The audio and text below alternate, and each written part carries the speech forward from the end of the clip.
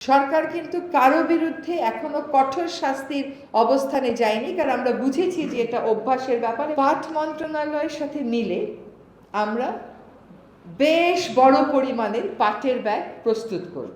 মানুষ এখন আর ব্যাগের মধ্যে একটু রক্ত লাগবে এই জিনিসটা নিতে পারে না, কিন্তু বছরের পর বছর তার ছেলেমেয়েরা মাইক্রোপ্লাস্টিক আলা মাছ খাবে আর মুরগি খাবে, এটা থেকে মানতে পারে।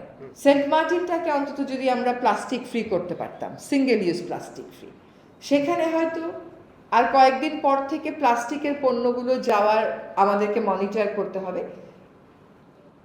আবার প্রথম দুইটা কারণের পরে আরেকটা কারণ আপনাদেরকে বলি।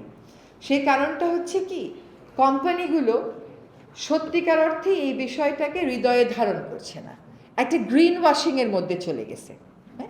আমরা চকবাজারে দুইবার অভিযান চালিয়েছি, দুইবারই আমাদেরকে রীতিমতন সংঘর্ষের মুখে পড়তে হয়েছে। কক্সবাজারে ওই পলিথিনগুলো কারা বানায়, ওই পলিথিনগুলোর ক্রেতা কারা?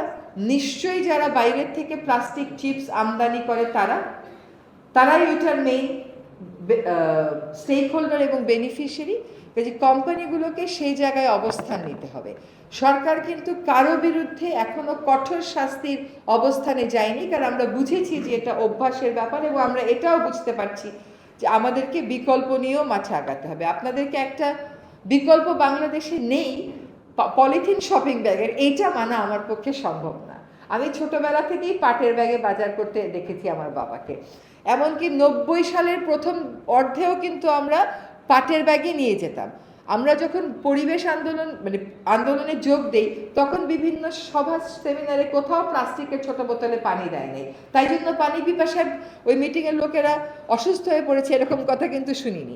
এখন আবার জগ ফেরত এসছে।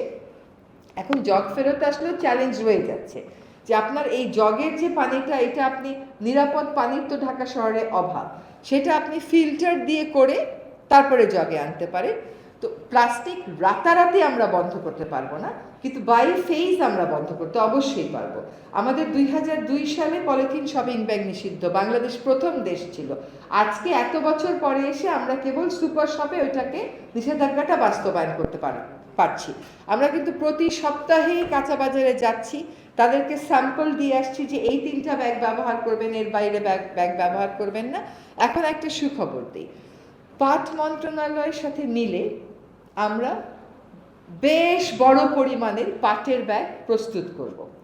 এই পাটের ব্যাগটা আমরা সাপ্লাই দেব সাবসিডাইজড প্রাইসে, যাতে করে 40 টাকা দিয়ে একটা পাটের ব্যাগ কিনতে যে ক্রেতা যখন চিন্তা করে, সেই চিন্তা থেকে সে সরে আসতে পারে।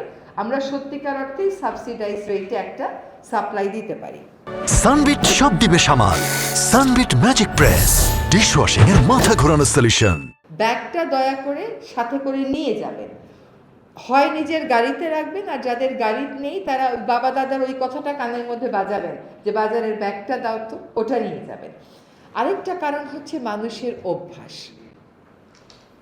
মানুষ এখন আর ব্যাগের মধ্যে একটু রক্ত লাগবে এই জিনিসটা নিতে পারে না, কিন্তু বছরের পর বছর তার ছেলেমেয়েরা মাইক্রোপ্লাস্টিক আলা মাছ খাবে আর মুরগি খাবে, এটা থেকে মানতে পারে। তো এই জিনিসটা তাদেরকে ভালো করে বলতে হবে যে রক্তটা একটু ধুয়ে দিলেই তো চলে যায়।